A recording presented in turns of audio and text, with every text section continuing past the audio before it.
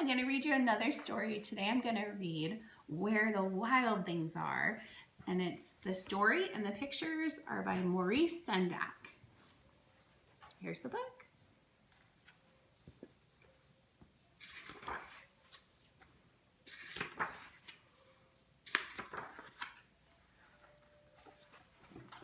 The night Max wore his wolf suit and made mischief of one kind, there's Max. He's being naughty. And another, he's chasing the dog. Oh no. Let's see. His mother called him Wild Thing, and Max said, "I'll eat you up." So he was sent to bed without eating anything. There he is. His mom sent him to his room.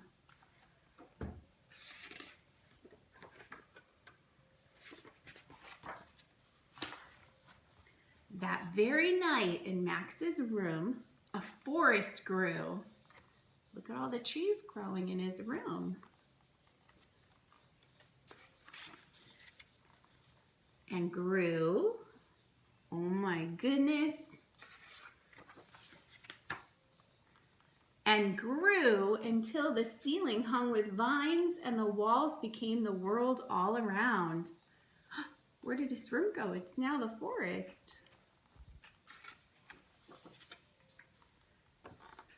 And an ocean tumbled by with a private boat for Max, and he sailed off through the night and day.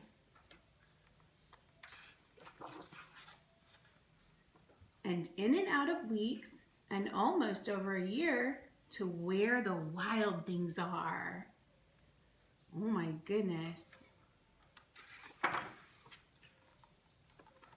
And when he came to the place where the wild things are, they roared their terrible roars and gnashed their terrible teeth and rolled their terrible eyes and showed their terrible claws. Oh my goodness. Till Max said, "Be still," and tamed them all with a magic trick. A magic trick of staring into their yellow eyes without blinking once. And then they were frightened and called him the most wild thing of all. Look at them, they're scared. It's like, oh my goodness. And made him king of all the wild things. And now, cried Max, let the wild rumpus start. There they are. Oh, there they go. Rumpus, rumpus, rumpus, rumpus, rumpus. They're having a wild rumpus. Oh my goodness, they're hanging from trees. They're so wild. Look at him. Oh my goodness, the wild rumpus is continuing. They look terrible. Now stop, said Max, and sent the wild things off to bed without their supper. And Max, the king of all the wild things, was lonely and wanted to be where someone loved him best of all. Then all around from far away across the world, he smelled good things to eat. So he gave up being king of where the wild things are. But the wild things cried, "Oh, please don't go. We'll eat you up. We love you so." And Max said, "No."